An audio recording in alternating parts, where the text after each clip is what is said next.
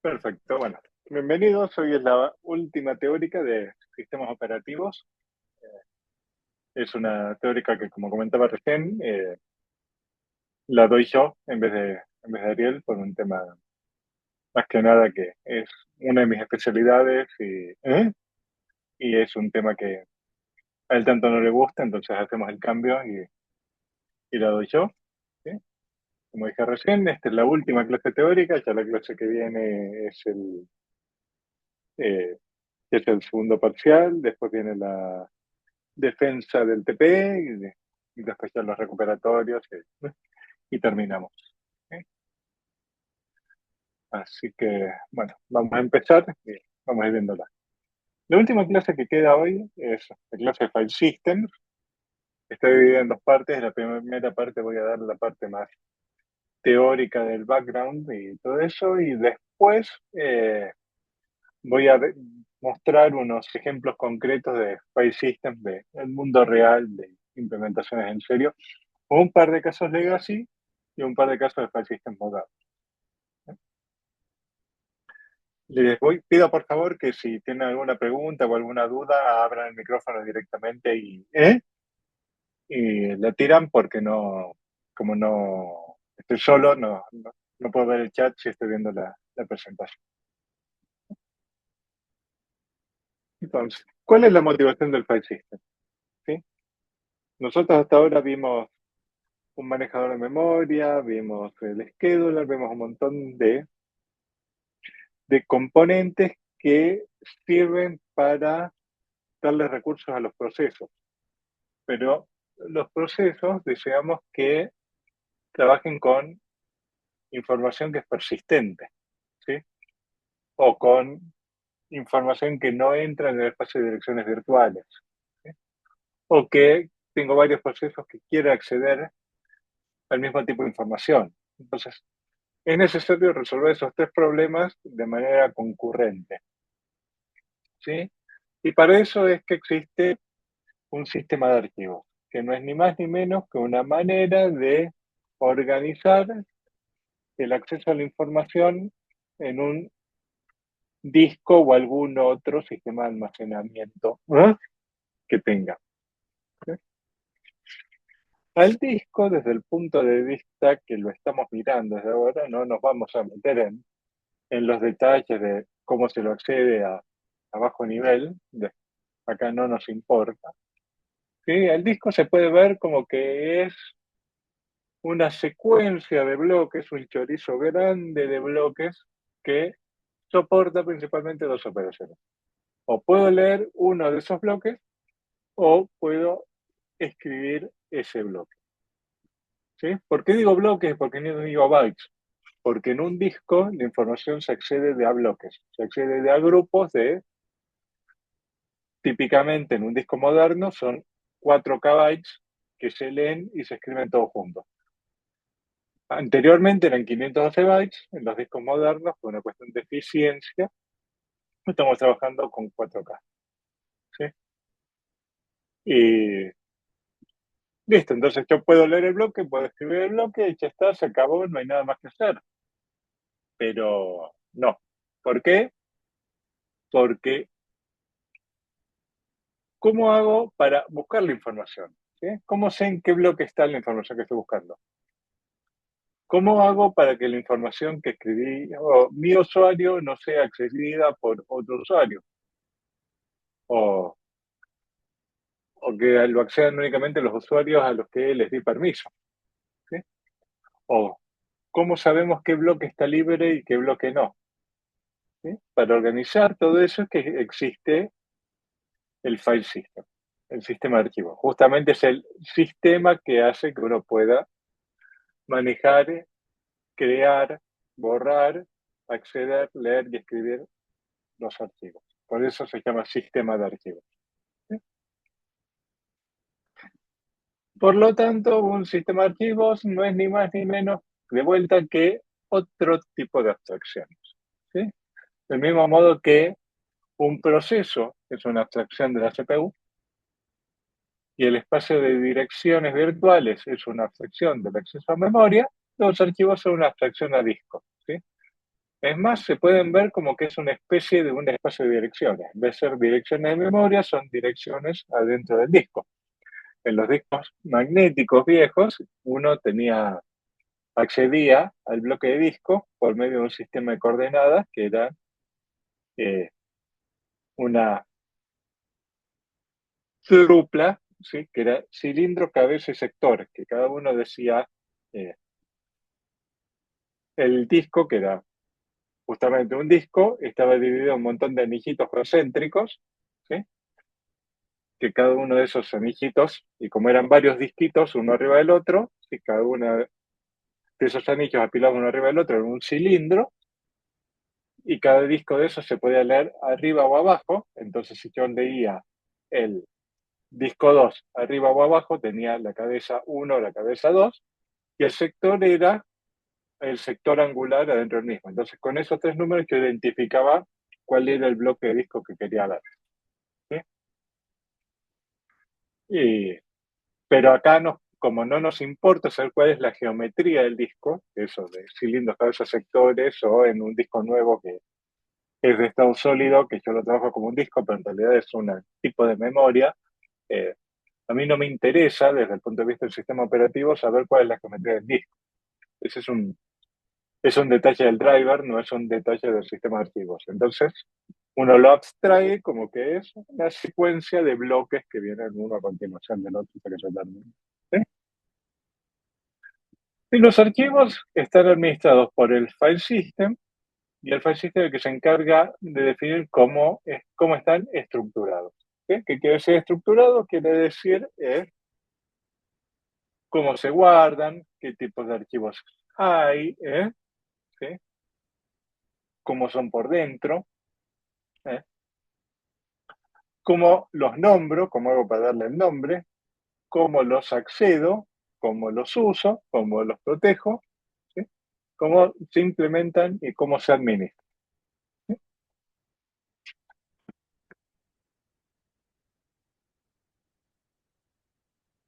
Y entonces, ¿sí?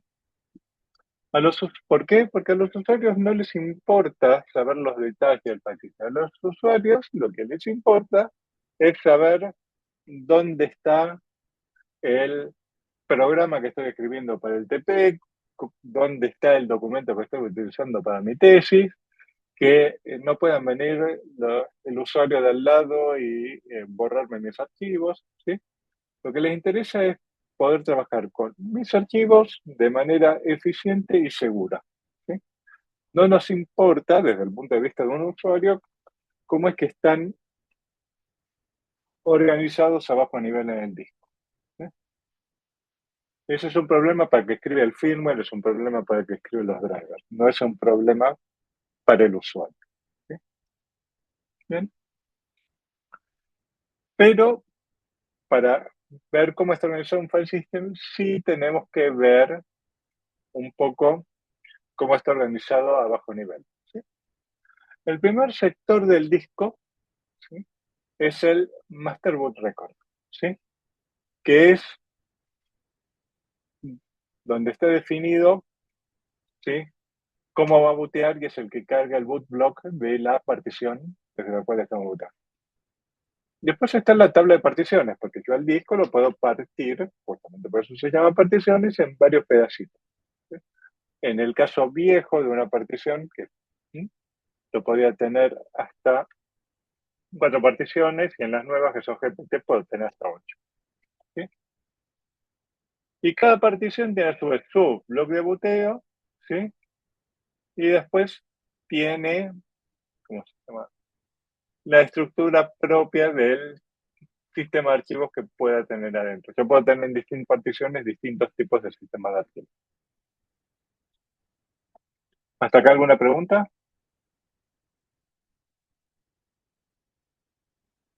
Ok, seguimos. Bien. Entonces, la primera forma de decir, bueno, ¿cómo vamos a implementar un file system? Es hacemos un file system plano, ¿sí? El file system plano, ¿qué ponemos? primero el archivo 1, cuando termina el archivo 1 ponemos el archivo 2, cuando termina el archivo 2 el archivo 3 y así, ¿sí? Y en cada uno de los archivos sabemos cuál es el inicio, cuándo termina y listo, ¿sí? ¿Cuáles son los problemas que tenemos con esta implementación? ¿Sí?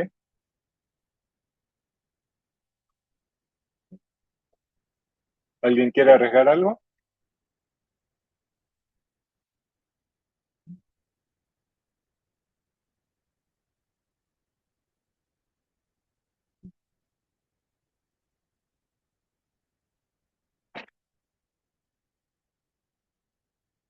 Ok.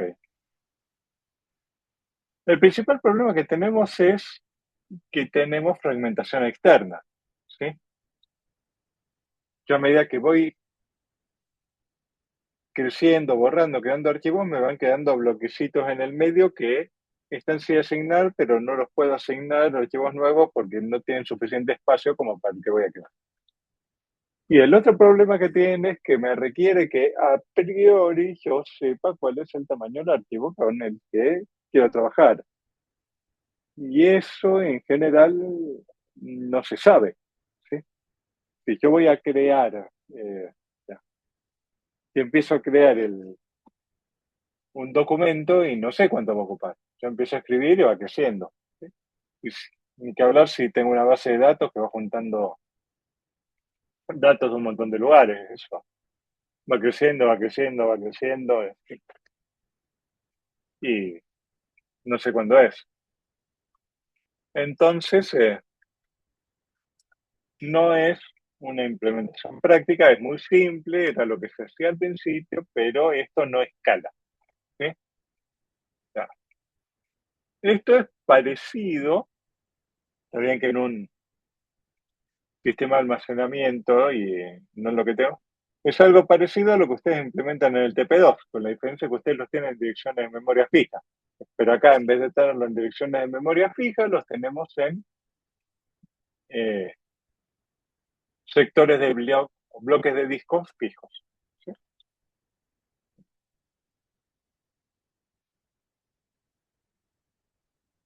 Entonces, la siguiente implementación es, bueno, vamos a manejarlo con listas enlazadas en el disco. Entonces, y cada bloque tiene su pedacito con datos y tiene su punterito a el bloque siguiente. Taca, taca, taca, taca, taca. ¿Sí? Esto me resuelve el problema de que a medida que voy creciendo, yo simplemente voy agregando más, ¿no? Más bloques. Acá al final actualizo los punteros como en cualquier lista, ¿no? Y sale caminando. ¿Sí? Este sí puede tener problemas de que tenemos fragmentación interna, porque siempre hay un pedacito al final del último bloque que se va a desperdiciar. No mucho, pero puede pasar. En promedio voy a desperdiciar la mitad del último bloque. ¿Sí? A veces un poco más, a veces un poco menos, en promedio me da la mitad. ¿Sí? Es un problema que tiene es que el acceso secuencial está bárbaro, hasta ahí, sí, sí. Nos olvidamos de cómo funciona un disco, pero el acceso aleatorio no es, no es sencillo, porque si yo quiero acceder al quinto bloque, ¿tengo alguna manera de acceder al quinto bloque que no sea ir uno atrás del otro hasta encontrarlo? ¿Qué les parece? ¿Se puede o no se puede?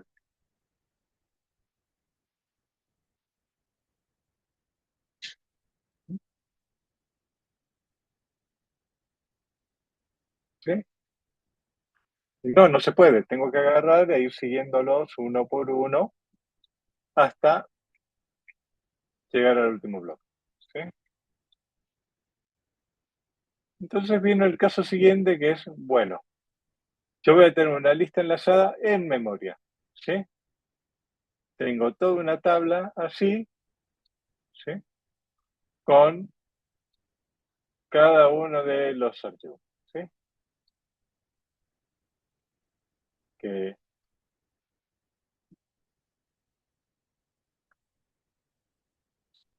es una opción que es bastante mejor que la versión anterior, pero ¿sí? Toda la tabla tiene que estar en memoria. ¿Sí? Entonces, como toda la tabla tiene que estar en memoria, gasto un montón de memoria en tener alocada la FAT. ¿Sí?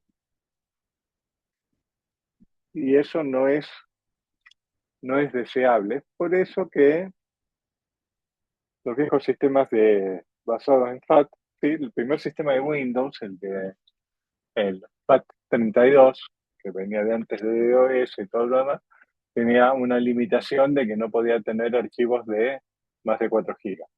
¿Sí? Y en parte también esa limitación venía por un lado porque era de 32 bits y por otro lado porque no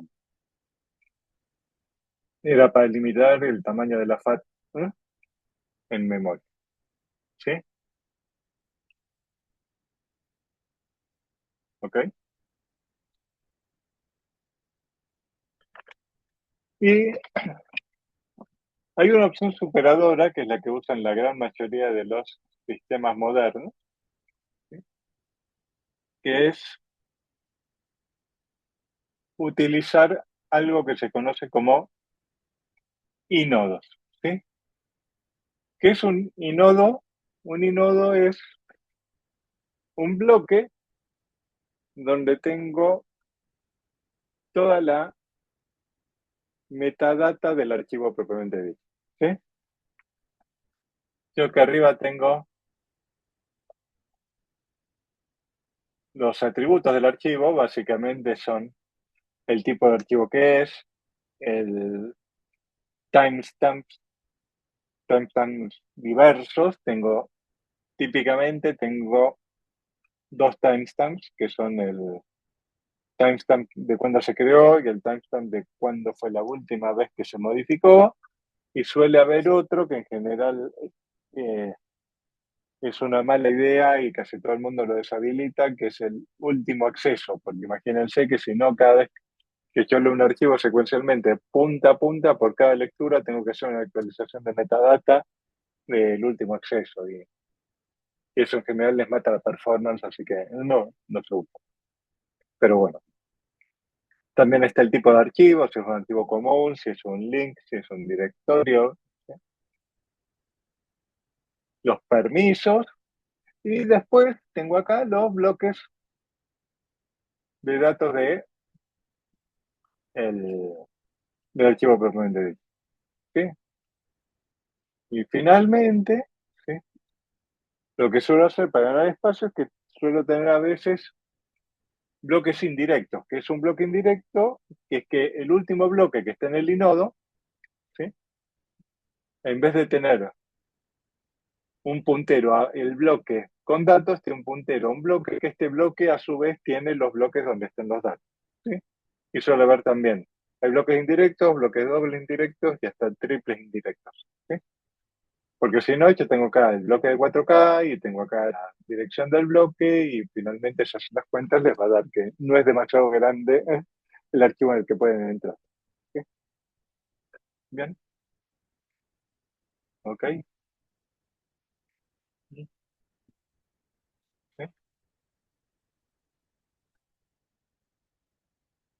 Entonces, el inodo es el archivo propiamente dicho. ¿Sí? Toda la data del archivo, o sea, salvo los bloques de datos, pero toda la descripción para acceder al archivo, todo está en el inodo.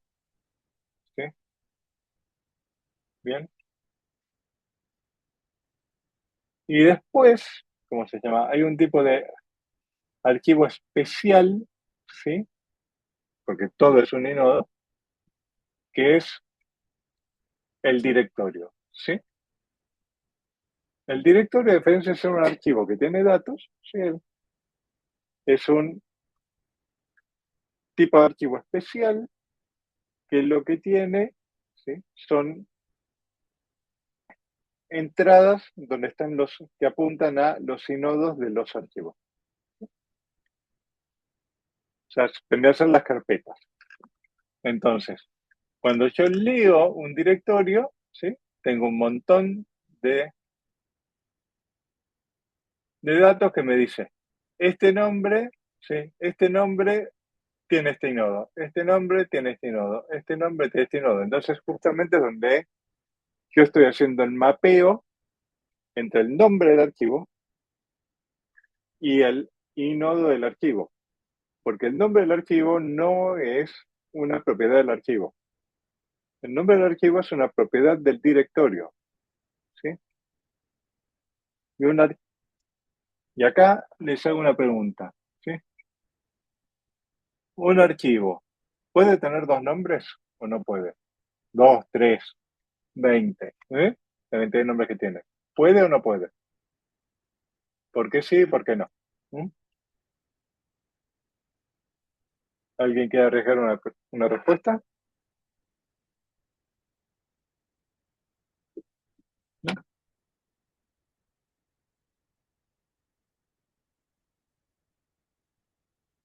¿Sí?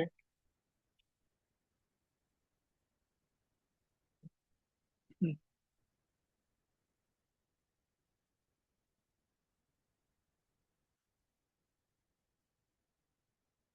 Bien, bárbaro.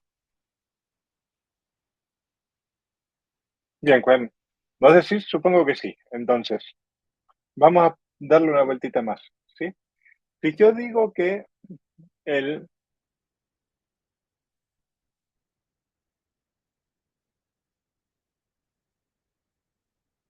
¿Por qué decís desde el usuario no parece que sí?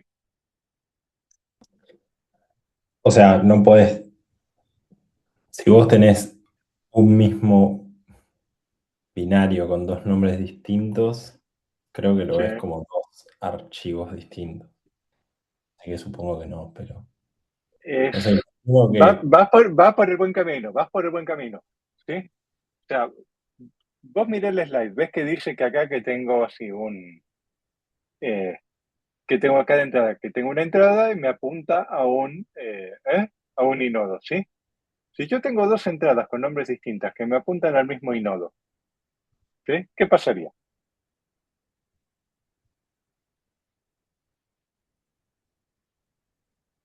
y vas al mismo nodo. O sea, el usuario ¿Va a ser el mismo piensa, inodo? claro, Claro, por eso sí, digo, tipo, quizás si tenés el mismo, es una suposición, ¿eh? No te voy a, pero sí. si tenés el mismo binario, podrías hacer que sea el mismo archivo, pero el usuario piensa que es distinto y que cuando lo cambiás, recién ahí se cree el nuevo archivo, no sé. No, porque en realidad son el mismo archivo. Son dos nombres para el mismo archivo. Y una vez que creé el segundo link, yo no puedo distinguir cuál se creó primero y cuál se creó después, porque son dos punteros al mismo archivo. Acuérdense lo que dije hace un ratito, que el inodo es el archivo, ¿sí? Entonces, yo puedo tener dos entradas de directorio en dos directorios distintos, incluso, que me apunten al mismo inodo, ¿sí? ¿Sabés con qué se usa esto? Por ejemplo, ¿viste cuando vos tenés para comprimir archivos, tenés el gzip y tenés el gansip, ¿sí? Y el zcat, que en realidad son el mismo binario, ¿sí? Porque si vos ves la man page de gzip, te dice que gzip menos D te decomprime y gzip menos C te manda lo descomprimido a estándar output, ¿sí? Entonces, vos podés hacer que los tres tengan el mismo número de nodos y si vos los llamas con gzcat, te ponga automáticamente el flag menos C. O si vos haces gansip, se fija cómo me llamaron, tal, y bueno, como me llamaron G en zip, va menos D, ¿sí? Porque como son el mismo archivo, no tengo tres binarios en el disco que hacen prácticamente lo mismo, ¿sí? Tengo un solo binario y ocupa un tercio del espacio en disco. Y viene la pregunta siguiente, que es, ¿qué pasa si lo borro? ¿Sí? ¿Qué te parecería que puede pasar si lo borras?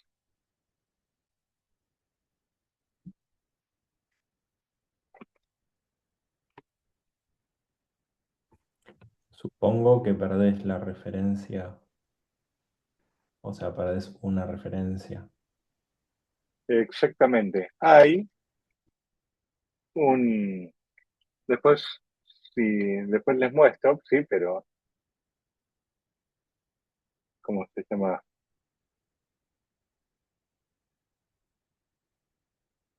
Hay un dato que te cada nodo que es cuántas referencias tiene, o sea, cuántos links tiene, ¿sí?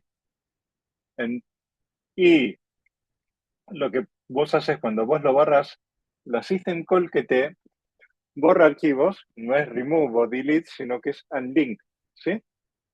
Entonces, lo que hace es que te decrementa la cantidad de referencias que tiene, te decrementa el reference count, ¿sí? Entonces, si tenía 3 y yo lo borro con RM, el reference count me queda en 2. Y si lo borro de vuelta, me queda en 1. Recién cuando llega a 0 es que se liberan los bloques de discos y se marca todo como que esos discos están libres para ser utilizados, ¿sí? Mientras la cantidad de referencias activas que tenga sea mayor que 0, ¿sí? El archivo propiamente dicho no se borra, ¿sí? ¿Sí? Bien. Es algo que, ¿cómo se llama? Que a veces no se dan cuenta, sobre todo al principio, y uno dice, che, pero yo lo borré y después en disco no se liberó, y no, porque después en disco no se libera hasta que la cantidad de referencias no vale cero.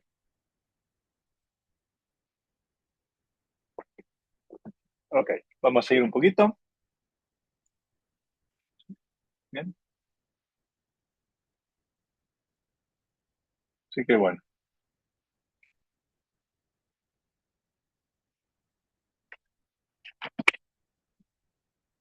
como decía recién, ¿cómo hacemos con los nombres de los archivos? Los distintos tipos de archivos imponen diferentes límites en la longitud. Los sistemas de archivos modernos permiten nombres bastante largos. Al principio había un tema de limitación de espacio. El primer file system que usaba Windows era notorio porque te limitaba a 8 caracteres más 3 de la extensión. El primer file system de Unix te limitaba a 14 caracteres y después vinieron cosas un poquito más largas. ¿Sí? ¿Sí?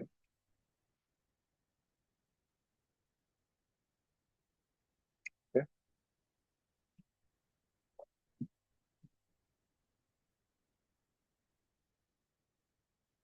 ¿Ok?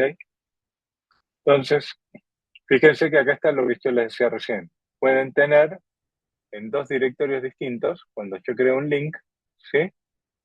Puedo tener dos nombres de archivos distintos.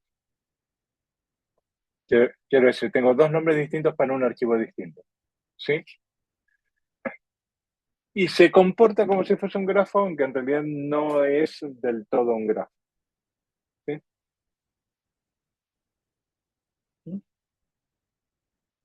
¿Ok?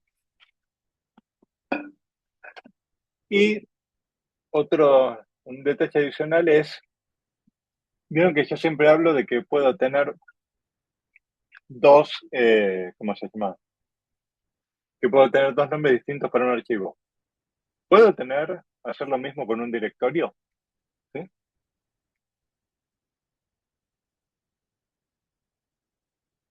¿Sí?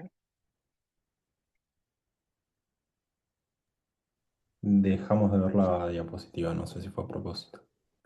Ah, sí, a ver, espera que vamos acá, espera que la comparto de vuelta. Espera, ya, ya. Perfecto. O sea, piensen, yo podría hacer, por ejemplo, que este directorio me cree un link a este, por ejemplo, ¿sí? Un hard link como el que vimos recién.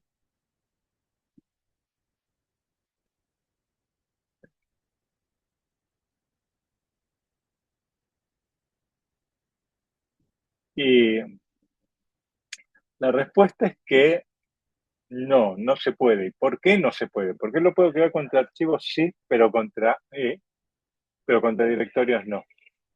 ¿Sí?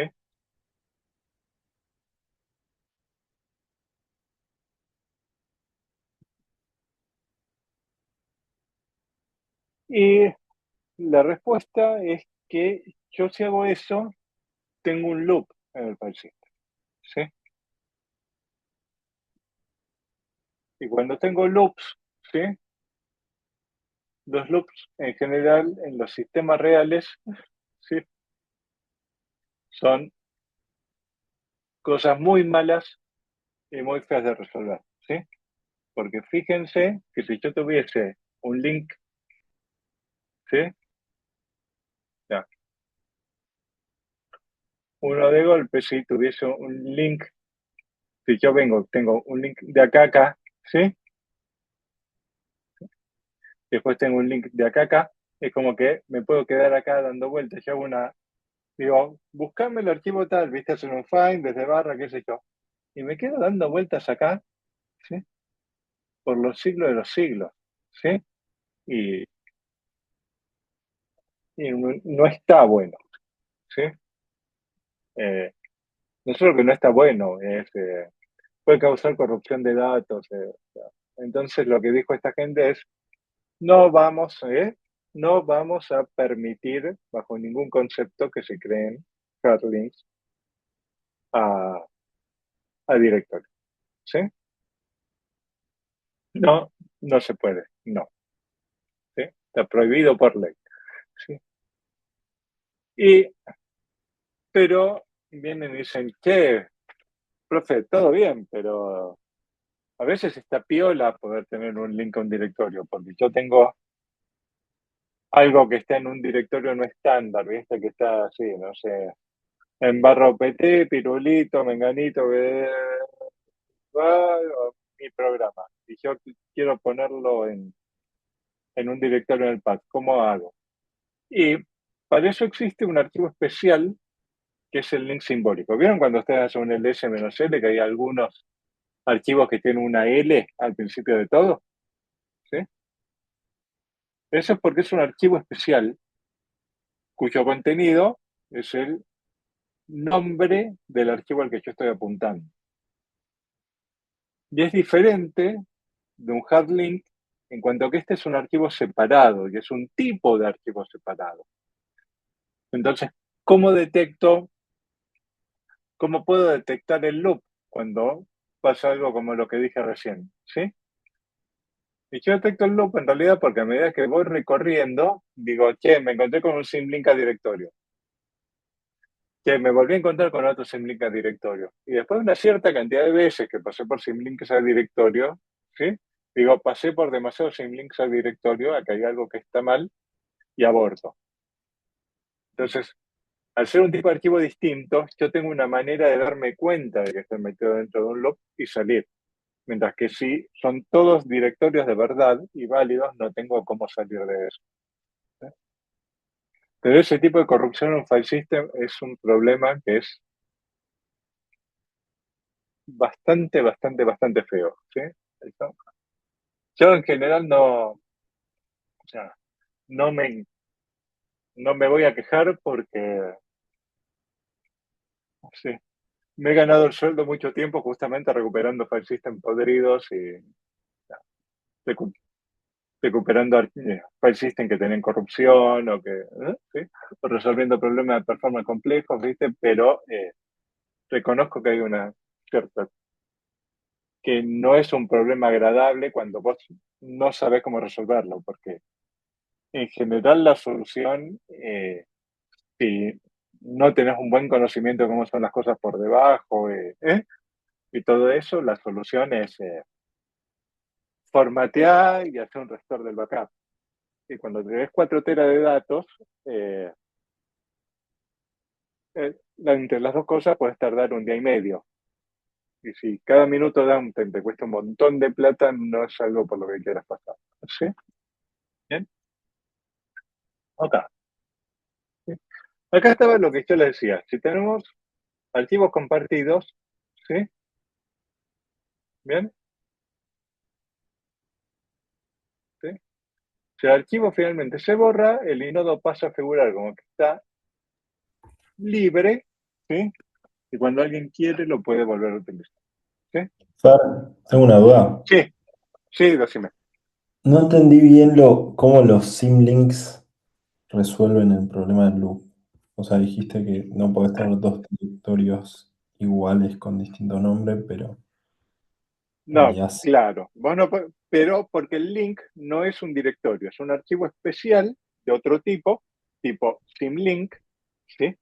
Que lo que tiene es el nombre a un archivo o directorio al que está apuntado. ¿Sí? ¿Hasta ahí vamos? Sí, ¿Sí? Entonces, me encuentro con un symlink, ¿sí? Y si el symlink me apunta un directorio, digo, a ver, este symlink ¿a dónde dice que va? Va, por ejemplo, a barra USR barra bin. Genial, vamos a... Y saltamos a USR bin, ¿sí? ¿Sí? Si yo sí, tengo un loop en el cual hay un symlink, yo paso y digo, che, para ir a este otro directorio tuve que resolver el symlink este, ¿correcto? Y yo vengo, correcto. por algún motivo salto para atrás y llego acá y digo, che, yo me encontré con otro symlink acá, ¿sí? Y voy de vuelta y vuelvo, digo, y me encuentro con este symlink varias veces. Entonces, cada vez que yo tengo que atravesar o resolver un symlink, voy incrementando un contador, ¿sí? ¿Por qué lo puedo hacer? Porque el symlink es un tipo de archivo distinto, es un tipo de archivo especial. Entonces yo lo puedo identificar, ¿sí?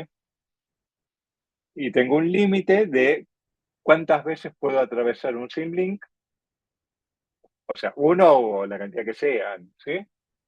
Puedo atravesar la cantidad de symlinks que sean antes de decir, bueno, che, basta, acá hay algo raro y la corto. Es como que cada vez que paso por un symlink voy contando. Uno, pasé 2 veces por un symlink, 3 veces por el symlink, 4 veces, qué sé yo. Y cuando llego a, pongámosle, 256, digo, basta. ¿Sí? Mientras que si fuese un hard link de verdad, no tengo cómo distinguirlo, porque todos los archivos son directorios de verdad. ¿Sí? Y entro en un loop y no tengo cómo salir porque no me doy cuenta. O sea, evidentemente me podría dar cuenta por contando el tiempo de ejecución, qué sé yo, pero no sabes qué es y no tenemos una manera sencilla de salir. ¿Sí?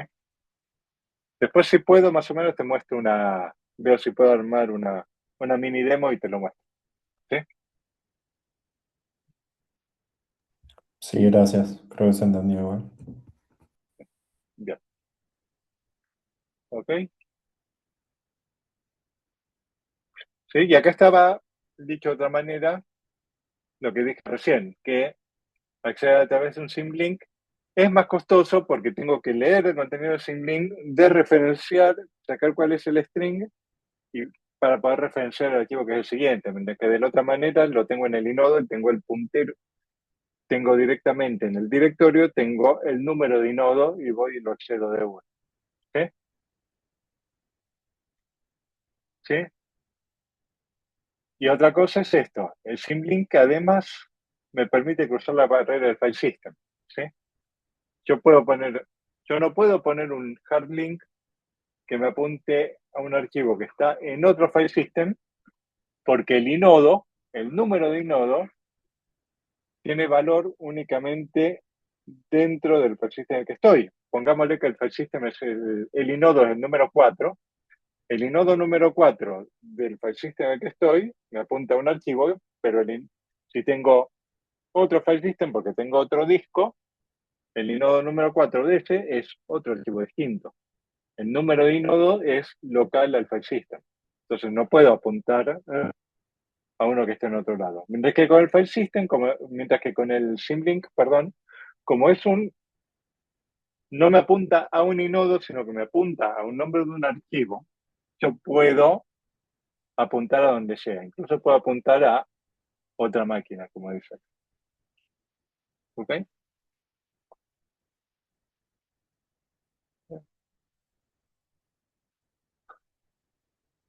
Bien. No me voy a meter mucho en la parte de los log file systems, ¿sí? Se escriben justamente como un log, uno va aprendiendo data hacia el final, ¿sí? Y uno va escribiendo hacia un log y después el log se va grabando hacia el disco. No es algo que se esté utilizando mucho hoy en día, digamos, lo comentamos, pero no nos vamos a meter demasiado en el tema. Sepan que existe, no le vamos a dar mucha más bola. ¿Sí? Bien, ok. Porque justamente por esto que dice acá, el log file system no es demasiado compatible con file systems existentes, ¿sí? Pero lo que sí podemos hacer es aprovechar la buena idea del log file system, ¿sí? Y aprovechar esa partecita para integrarla dentro de un file system tradicional, ¿sí? Y lo que tenemos es un intent log del estilo, lástima que usted tampoco cursó en base de datos todavía, pero donde uno guarda cuáles son las transacciones que voy a hacer dentro del file system, se guarda eso y después toda esa entrada del log, ¿sí? Se comitea al disco en una sola operación atómica, ¿sí? ¿Bien? Y todo esto me permite tener mejor tolerancia a fallas, además de mejor performance. Porque imagínense lo siguiente, yo tradicionalmente trabajaba de esta siguiente manera, yo el file system, ¿sí? El disco, ¿cómo es con respecto a la memoria? ¿Es más lento o es más rápido? Es muchísimo más lento. Entonces, como es muchísimo más lento, lo que se hacía es, bueno, yo tengo una cosa que se llama el buffer caché, y cuando yo escribo a disco, en realidad yo no escribo a disco, sino que escribo al buffer caché, el write me vuelve rápidamente, y después, detrás de escena, esa escritura del buffer caché, ¿sí? Baja a disco, ¿sí? ¿Y qué pasaba si yo escribía al disco, ¿sí? Y, o sea, no escribía al disco, o sea, yo borraba un archivo, me quedaba eso en el buffer de caché y se me cortaba luz. De golpe el file system me podía quedar en disco en un estado completamente inconsistente respecto de lo que había, ¿sí? Por ejemplo, ¿sí? ¿Qué dice acá? Si yo agarro y digo, quiero eliminar un archivo, entonces para eliminar el archivo tengo que eliminar el archivo del directorio, ¿sí? Liberar el inodo, ¿sí? O sea, mandarlo al conjunto de inodos libres y liberar los bloques de disco propiamente dicho, ¿sí? Ahora, si yo elimino el archivo del directorio y se me corta la luz, me queda un inodo en disco que tiene un reference count que todavía no es cero, pero no tiene ninguna referencia activa, ¿sí? Eso está mal, ¿sí? O si se me corta en el segundo paso, que es que yo libero el inodo, pero no llega a liberar los bloques, me quedan bloques de disco que me figuran como que están en uso, pero en realidad no los está usando nadie, ¿sí?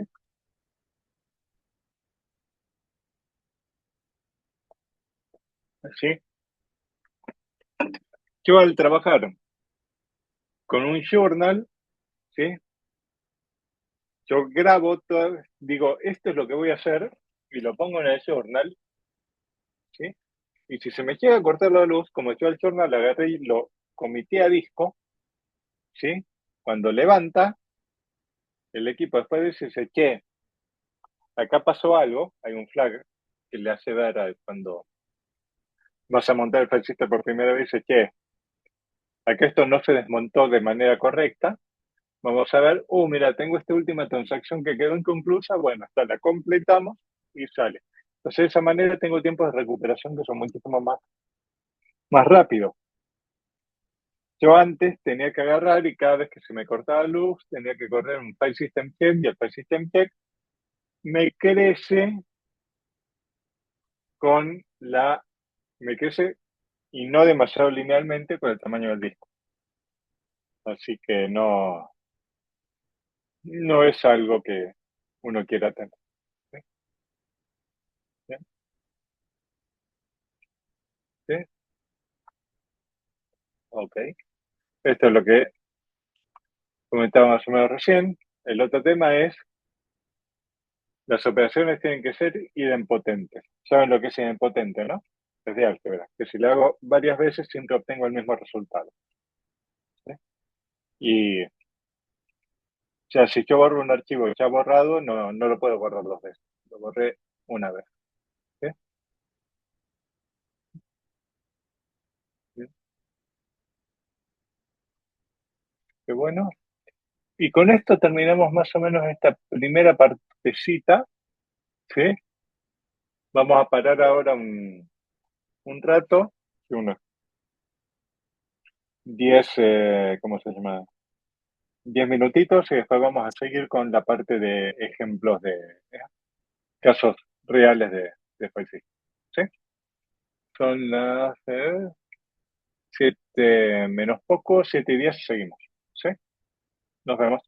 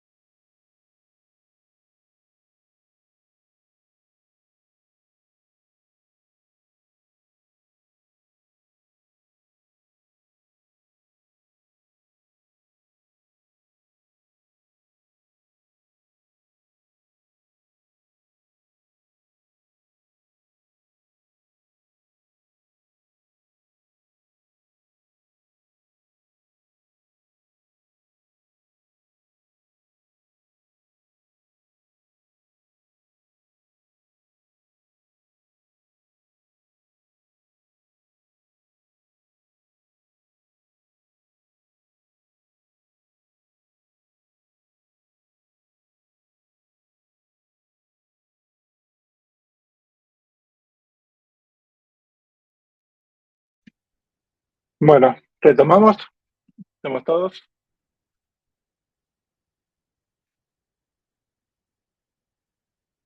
Bien. Antes de continuar, ¿alguna consulta? ¿O arrancamos directamente?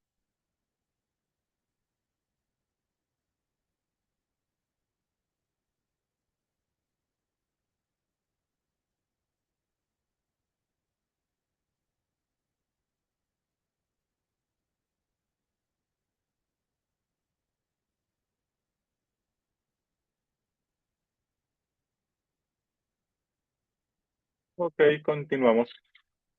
Que comparto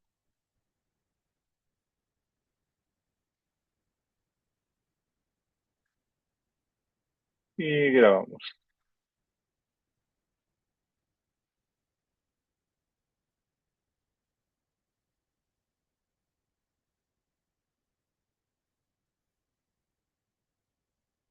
Ok, bueno, ya que lo que vamos a ver ahora es, habiendo visto antes más o menos de qué es un file system, cuáles son sus principales funciones y eso, lo que nos vamos a concentrar ahora en ver algunos casos prácticos, ¿sí? Con ejemplos de verdad del mundo real. Lo primero que vamos a ver es cuáles son los conceptos de un file system en Unix o Linux, que son bastante parecidos, que es el superblock, ¿sí? Que es un poquito más en detalle, que es lo que es un directorio o un directory entry, o dentry, como se les dice así informalmente. Después vamos a ver tres ejemplos de file system. Vamos a ver el primer ejemplo, que es el FFS, que es el Berkeley Fast File System. Después vamos a ver X3, que hasta hace poco era el file system por defecto en Linux, ¿sí? Ahora también está X4, pero lo importante, el cambio grande fue para X3 y X4 para lo que vamos a ver acá no era mucho. El ejemplo 4, ¿sí? Y and now for something completely different, vamos a ver ZFS, que es un enfoque completamente distinto, ¿no? De cómo armar un file system y es, a mi entender, hacia dónde deberían ir los file systems en el futuro. Perfecto. Que bueno, vamos a arrancar. Esto es así, a grosso modo, el layout básico de un disco, ¿sí? Lo primero que tenemos acá es el boot block, ¿sí? Que acá es donde va a buscar en el momento en que bootea para poder levantar y bootear el sistema operativo propiamente dicho. Después viene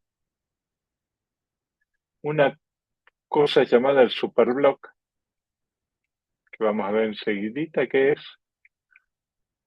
Después vienen los bloques donde están los inodos. Y finalmente, ¿sí? Están los bloques de datos. Así que esto es, de manera simplificada, la estructura de un file system en el disco.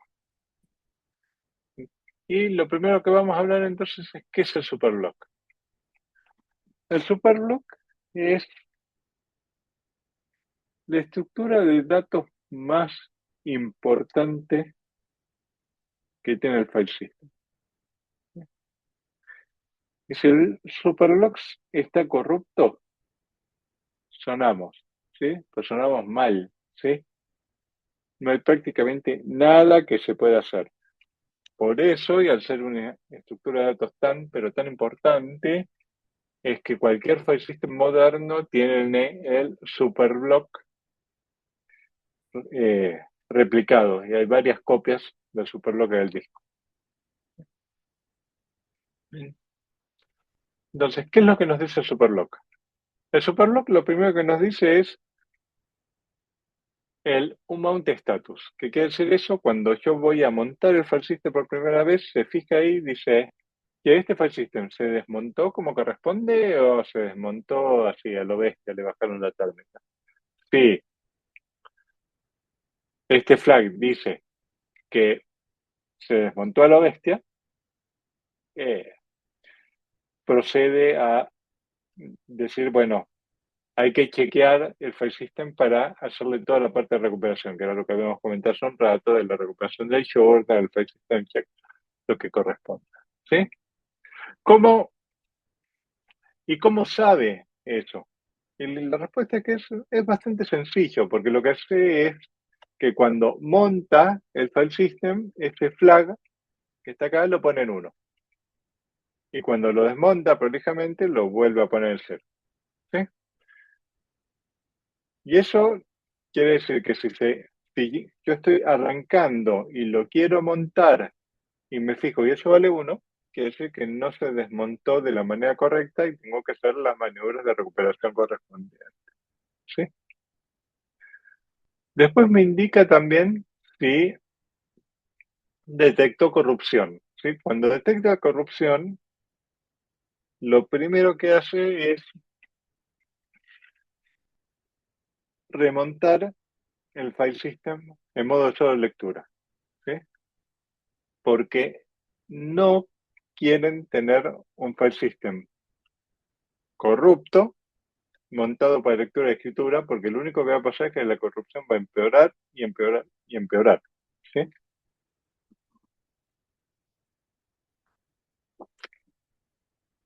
Hay pocas cosas peores que tener corrupción en el file system. ¿Sí? Tener corrupción en el file system es incluso peor que tener corrupción en los datos. ¿Sí? Porque si el file system está corrupto, vos no puedes confiar en que te grabe los datos de la manera correcta ni donde tienen que ir. Entonces es fundamental que el file system siempre esté consistente y no tenga ningún tipo de corrupción presente. ¿Sí?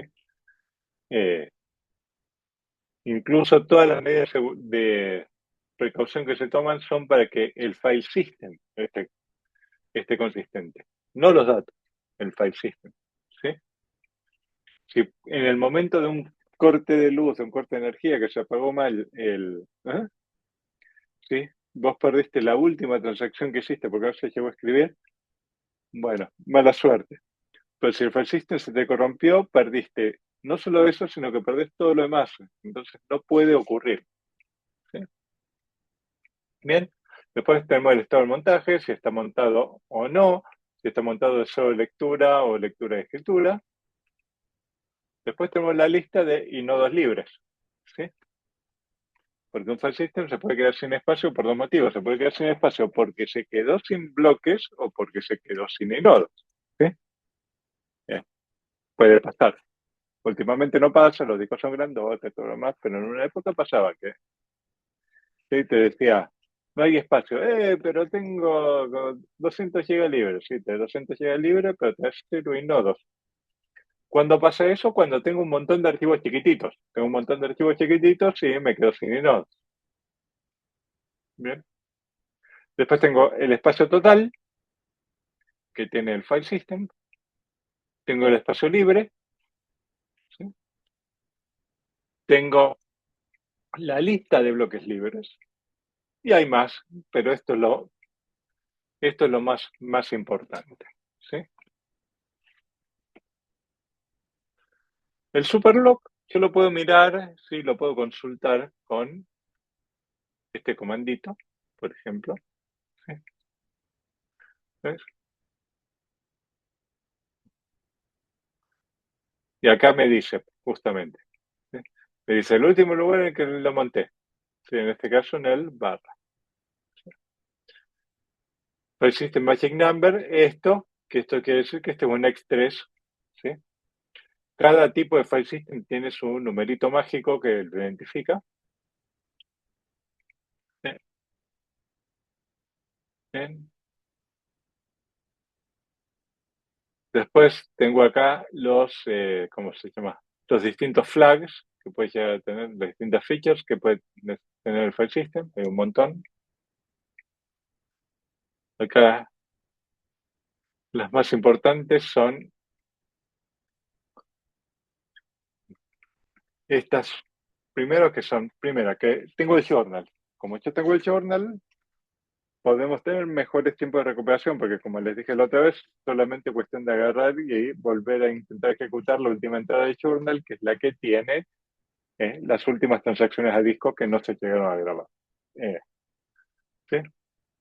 Extended Attributes es que tiene atributos, más atributos, además de lo que es solo lectura y escritura, que se pueden crear otro tipo de atributos que no vienen al caso, por ejemplo, con archivos se puede, es append only o pues inmutable o ese tipo de cosas.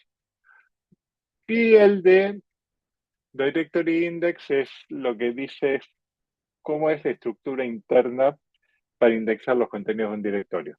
¿Sí? Porque anteriormente lo que pasaba era que uno abría un directorio y el directorio tenía la lista, ¿sí? Una lista secuencial común y corriente de todos los archivos que había. Y cuando uno tiene cierto tipo de servidores, por ejemplo, un file server o archivos donde se van haciendo uploading de imágenes y cosas por el estilo, yo podía tener en el mismo directorio decenas de miles de archivos. Y si no tenía una manera, como podríamos decir, una manera eficiente, ¿sí? De indexarlos y buscarlos, ¿sí? Me tenía que hacer una búsqueda lineal por cada uno de ellos y era lento y tardaba. Bien. Después tenemos acá el estado del file system, ¿sí? Está limpito, no hay ningún problema, ¿sí? Está todo bien. Después tenemos acá la cantidad de inodos que tiene el file system, como vemos acá, tenemos arriba de 7 millones, casi 7.300.000 inodos, la cantidad de bloques que tengo, la cantidad de bloques reservados, la cantidad de bloques libres, la cantidad de inodos libres, ¿sí? Y el tamaño del bloque. Después hay más cosas abajo. Esto es lo más importante. ¿Ok? Entonces acá vemos por qué es tan importante que esto esté, ¿cómo se llama? Esté en buen estado, que esto esté bien preservado y que no perderlo ni que se nos rompa, porque vamos a tener problemas serios. ¿Sí? Básicamente es, ¿tenés backup? Bueno, restaurarlo. Después vamos a ver un poquito más así la estructura del inode. Lo primero que tenemos acá es el modo. El modo son los permisos y el tipo de archivo. ¿Sí? Esto típicamente se guarda en un, ¿cómo se llama? En un short int, porque piensen, yo tengo los permisos del archivo. ¿Sí?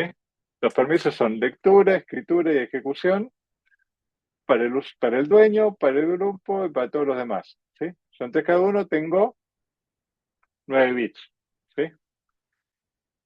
¿Conoce algún procesador que trabaje con un tamaño de palabra de 9 bits? No, no hay. ¿Sí? Entonces, bueno, ya que ahí tengo otros bits que no estoy utilizando, ¿sí?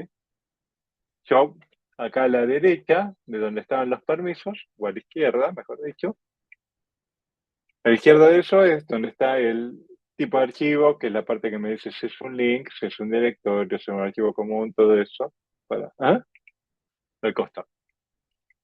Después tenemos el user ID, que es el user ID del dueño del archivo.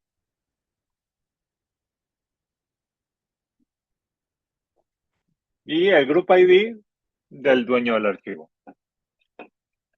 En realidad hay dos tipos de semántica distinta. Hay una semántica que es que el group ID es el group ID del proceso que lo creó, y hay otro que es que el group ID hereda el group ID del directorio que se está creando.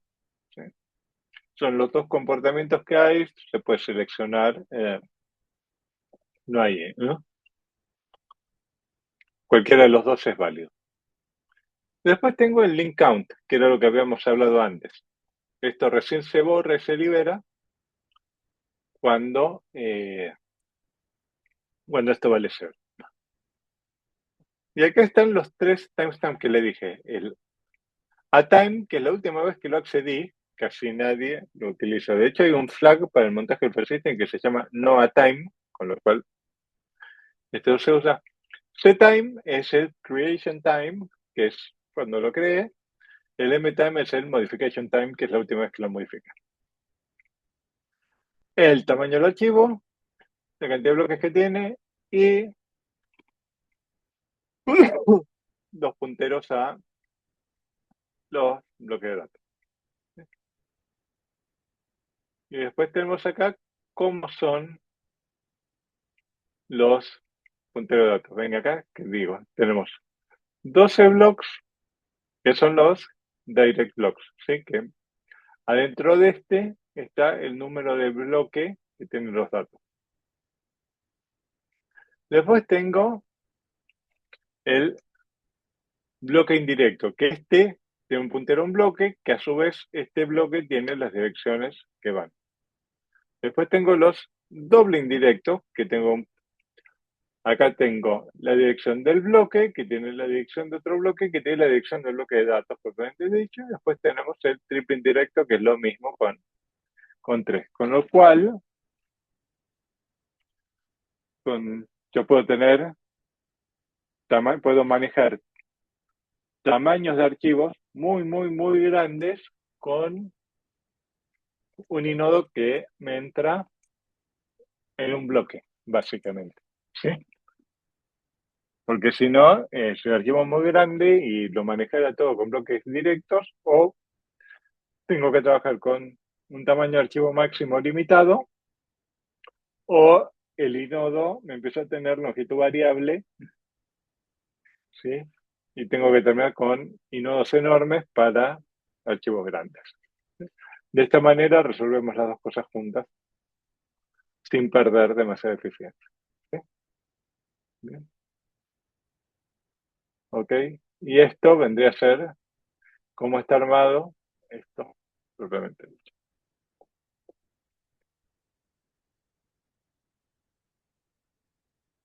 ¿Ok? Después está cómo mapeo el inodo al nombre de archivo. Y eso es porque el directorio, ¿sí? Viene acá, el directorio tiene, tiene sus entradas una cosa que acá tengo el número de inodo y acá el nombre. ¿Sí? Taca, taca, taca. ¿Sí? Izquierda, número de inodo, derecha, nombre. Y así, taca. Todos y cada uno de ellos. ¿Sí? Entonces, si vemos el ejemplo, acá, ¿sí? Vemos acá que yo hago acá el ls menos li, ¿sí? L para que es el long format y el I para que me muestre un número de inodo, ¿sí? Y esto es lo que yo les había comentado antes. Tengo acá el user bin, gunzip, gzcat y zcat, y se ve acá que el número de inodo es el mismo para los tres, y esto que es el reference count, ¿sí? Vale 3. ¿Por qué? Porque son estos tres, que son tres nombres para el mismo binario que vimos ahí. ¿Bien? Ok. ¿Cómo manejamos la consistencia? Porque yo tengo un trade-off, tengo un compromiso entre la performance y la seguridad. Lo ideal es No, yo cada vez que escribo, hasta que no estoy seguro de que quedó grabado en disco como corresponde, no vuelvo. Pero bueno, si hacemos eso es demasiado lento.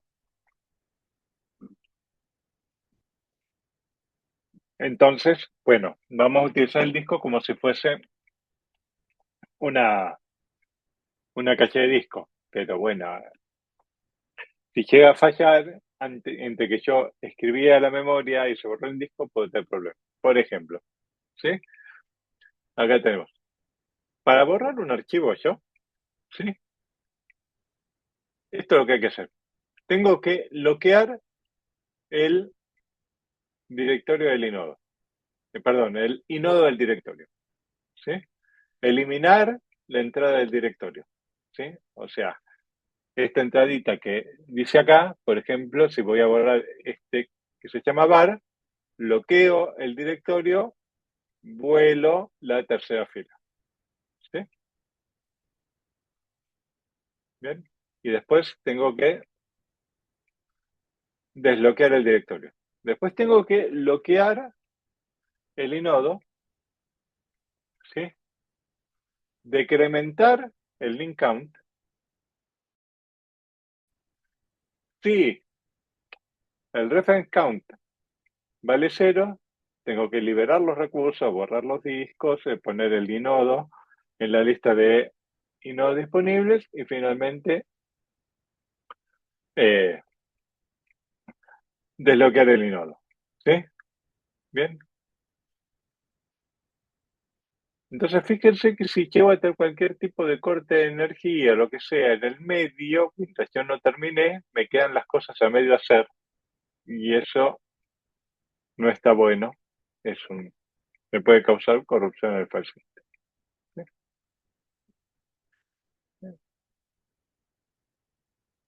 ¿Cómo puedo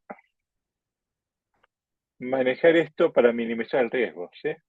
Yo el riesgo del todo nunca lo puedo eliminar. Entonces, ¿cómo lo manejo? La versión más, más conservadora es que yo escribo sincrónicamente todos los datos de los metadatos. ¿Qué quiere decir escribo sincrónicamente? Quiere decir que el write, hasta que no está todo escrito en el disco de los datos de la metadata, no vuelve. Y eso, como dije recién, es lento, muy lento. ¿Sí? Entonces, bueno, sacrifico los datos a cambio de que el file system tenga más chance de estar consistente. Entonces, escribo sincrónicamente la metadata y no los datos. La siguiente opción es una cosa que se llama soft updates, que es muy buena, pero lamentablemente no está difundida, que es una manera de ordenar y asegurar un orden particular de las actualizaciones de metadata para minimizar el riesgo. ¿Sí? Y la última, que es la que está más difundida, casi cualquier file system moderno del estilo tradicional, vamos a ver por qué, que es algo que no es un file system tradicional en un ratito. Cualquiera lo implementa, que es el journal, que era lo que decía, manejar las transacciones de metadata en un log que se va escribiendo sincrónicamente y se van implementando las transacciones esas que están en ese log. ¿Sí? Bueno,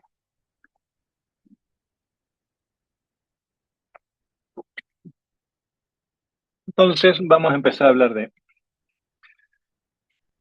el, por qué la gente, los distintos grupos, empezaron a escribir nuevos tipos de file system. Porque el file system anterior tenía problemas. El file system tradicional de Unix tenía tres problemas. ¿Sí? Tres problemas que eran bastante graves. El primero era que hay solamente una copia de Superblock, que se acuerda que yo hace un rato les dije, che, guarda que el Superblock es la estructura de datos más importante. Tiene que estar replicada. Bueno, al principio no estaba. El segundo es que la tabla de inodos está al comienzo del disco, con lo cual, ¿sí? Si venimos acá, donde le dejé, acá, que para cualquier cosa que tenía que hacer una consulta de el inodo, ¿sí? Yo tenía que hacer todo un SIC, volver para el principio, buscar acá y volver a donde estaba antes. Va y vuelve todo el tiempo. Y eso no está bueno, ¿sí? Y el otro problema es que no hay política de asignación de nodos. ¿Para qué querría tener yo una política de asignación de nodos? ¿Sí?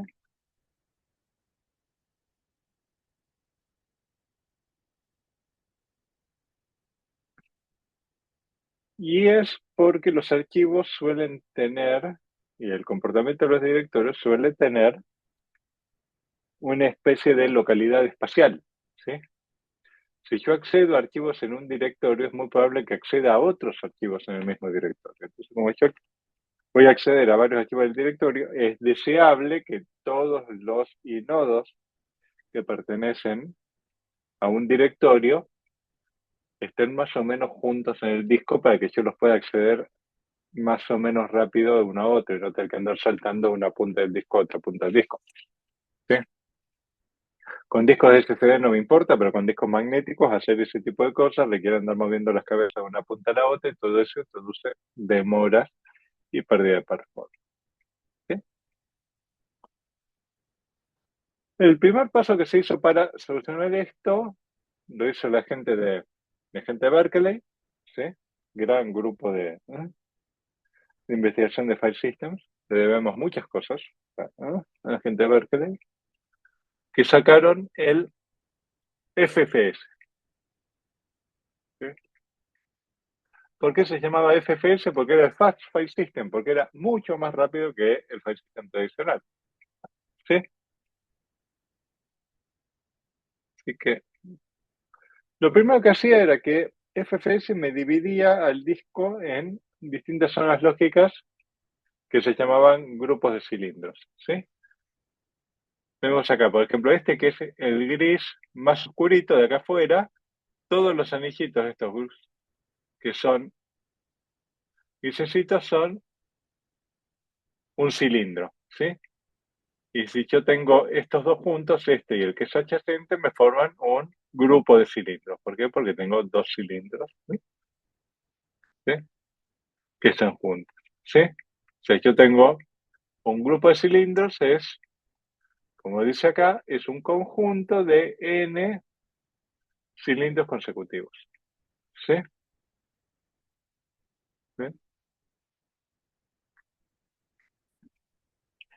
Lo siguiente que hace, entonces, divide el disco en un grupo de cilindros, ¿para qué? Para minimizar tener que andar haciendo el movimiento de la cabeza. El movimiento de la cabeza es la peor penalidad de performance que puede tener un disco magnético.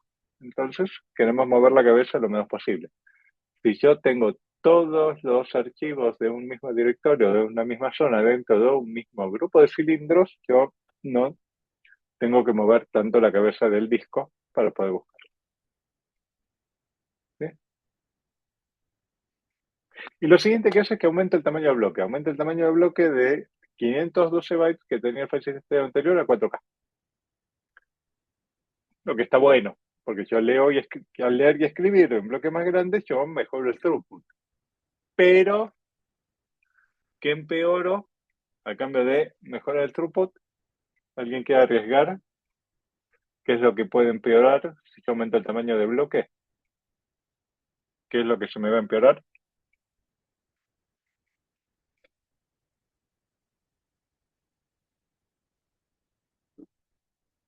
¿Sí?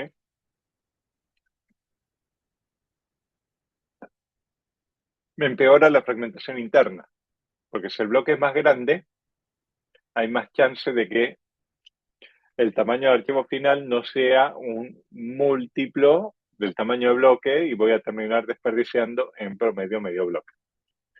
¿Sí? Y voy a tener fragmentación. ¿Bien? Así todo, ¿sí? Fue una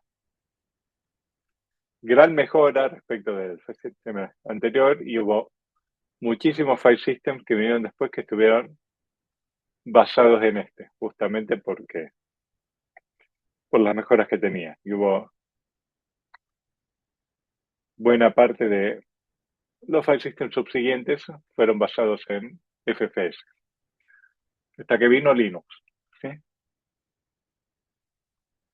Linux fue sacando así, como lo fue haciendo de más chiquito a más grande, y como empezó siendo un proyecto de hobbyistas que después fue creciendo y terminó convirtiéndose en algo muy, muy enterprise level. ¿Sí? Primero sacaron el Extended File System, que tenía un montón de problemas, después salió el Second Extended, ¿sí? Y después vinieron el tercero y el Third and Fourth Extended, que son mejoras que incluyen journaling y cosas por el estilo. ¿Sí? X4, que es la última revisión, ¿sí? Agrega optimizaciones más que nada, o sea, no es tan grande el salto entre X3 y X4 como fue entre X2 y X3. ¿Sí? Las primeras diferencias son, trabaja, o sea, tiene optimizaciones para adecuarlo a hardware moderno. Puede manejar file system de tamaño enorme. ¿Cuántos? 64 zettabytes. ¿Sí? Es muy grande. 16 teras de tamaño de archivo. ¿Sí? Tengo una cantidad ilimitada de directorios, que antes tenía limitaciones en la cantidad de directorios, ahora ya no. ¿Sí? Y después me reemplaza los bloques por extent. ¿Qué es un extent? Un extent es una especie de bloque lógico. Entonces yo puedo agrupar varios bloques físicos y creo un extent. ¿Sí? Y, el, eh, y de esta manera puedo trabajar con tamaño de extent variable o con tamaño de extent más grande y mejorar aún más el throughput y manejar mejor la fragmentación. ¿Sí? Y después tiene optimizaciones como delayed allocation, que delayed allocation es antes de agarrar y alocar un bloque, se fija si realmente lo vas a utilizar, porque hay muchas veces que vos, se puede dar que vos escribas, leas, qué sé yo, pero nunca termines yendo al disco, por ejemplo, con manejo de temporario, cosas por el estilo, entonces toda la parte de alocar el bloque físico de disco, lo postergas de estar seguro de que lo va a utilizar. Tiene otras optimizaciones como prefetching, que si yo estoy leyendo secuencialmente un archivo y me doy cuenta de que estoy leyendo secuencialmente, mientras completo este read y te devuelvo el bloque de datos, voy a buscar el que viene después. ¿Sí? Y ya cuando me lo venís a pedir, yo ya lo tengo. ¿Sí? Son optimizaciones que mejoran mucho el throughput, mejoran mucho la performance. ¿Sí? Eh, yo estoy diciendo throughput bastante seguido, pero ¿ustedes saben qué quiere decir el throughput? ¿Sí? ¿Sí o no? No tengo problema en explicárselo, pero no quiero utilizar términos que después no saben.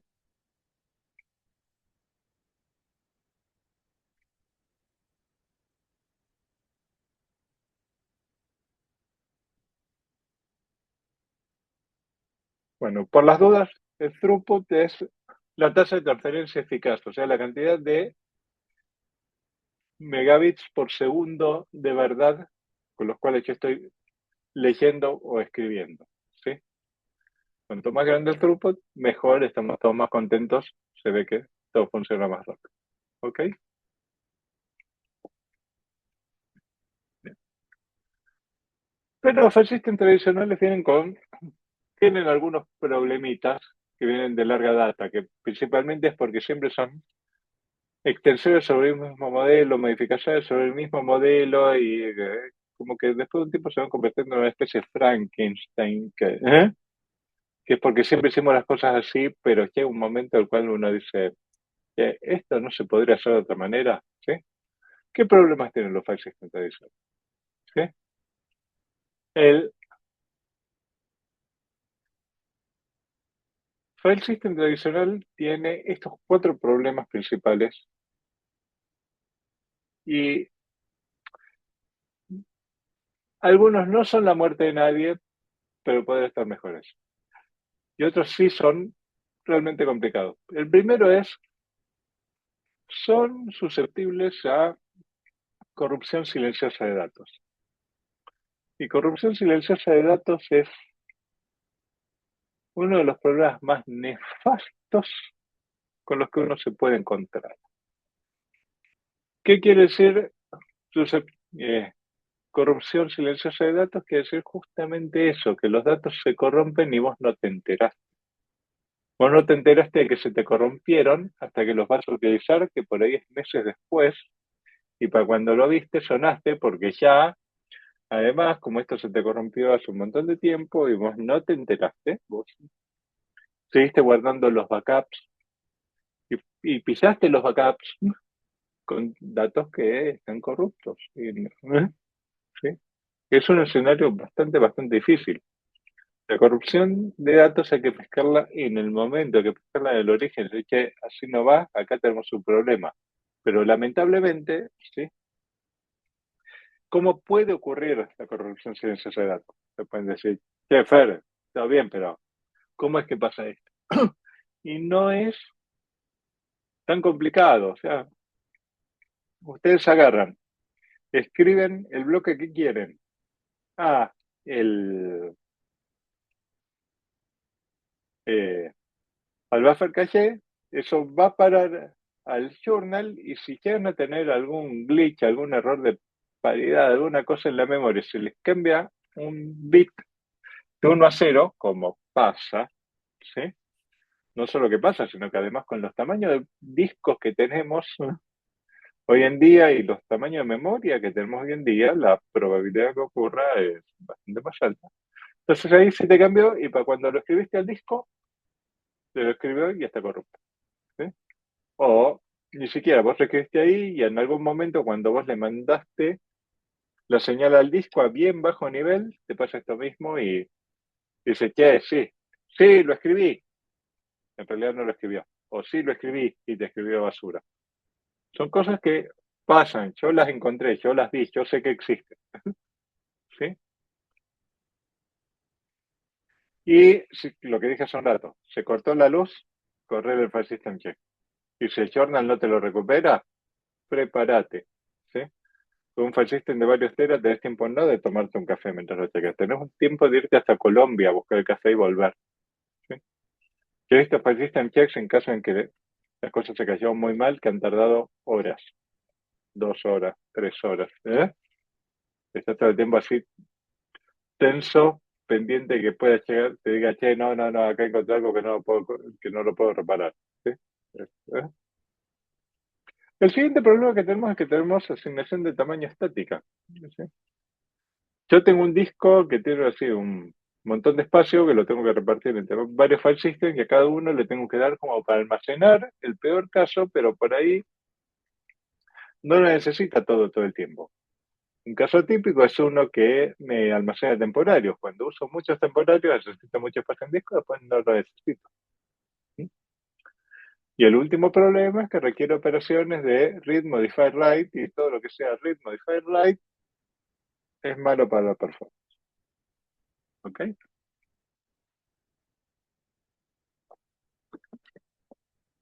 Basado en todo esto, hubo alguien en Sun Microsystems hace un montón de años que dijo, che, ¿sabes qué? Vamos a hacer esto y lo vamos a hacer distinto. Y en vez de hacerlo, dice, como ahora los discos son muy grandes y todo eso, en vez de agarrar y modelar el file system en base a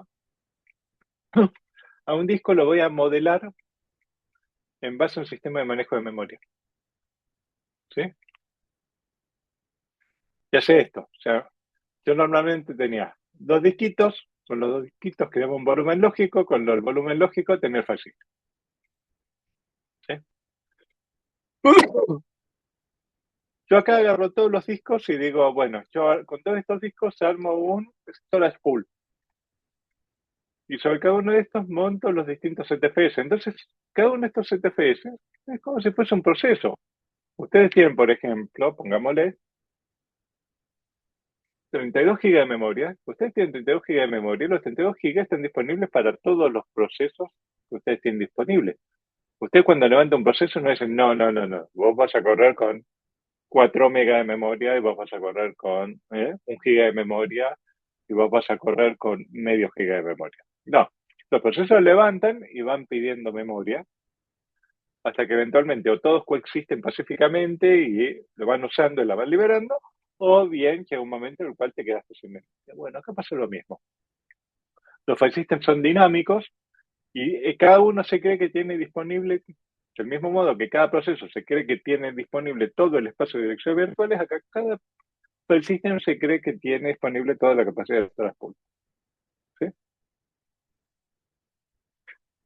Entonces, si el file system por ejemplo, requiere mucho espacio a la noche porque corre un proceso de consolidación de datos que me genera un montón de temporales, pero durante el día no lo usa, y por el contrario, durante el día no es uso intensivo, pero a la noche lo libera, estos dos pueden coexistir tranquilamente, cuando uno lo usa, el otro no, y los dos se benefician de todo el almacenamiento que hay. Si no, yo tendría que comprar el doble de almacenamiento porque tengo que poner estos dos, cada uno, configurarlos para el caso.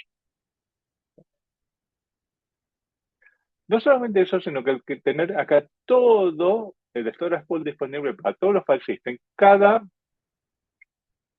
uno de estos file systems tiene a su disposición todo el ancho de banda de todos los discos juntos. ¿Sí? ¿Por qué los sistemas de almacenamiento no tienen discos grandes, sino que tienen un montón de discos chiquititos? ¿Sí?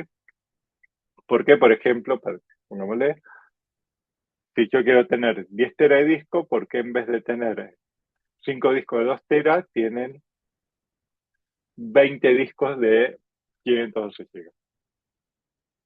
Y es porque al tener más discos, yo puedo desparramar la carga y repartirla entre más discos, que al tenerlo repartido entre más discos, tengo mayor ancho de banda disponible, tengo mayor throughput, tengo mejor tasa de transferencia.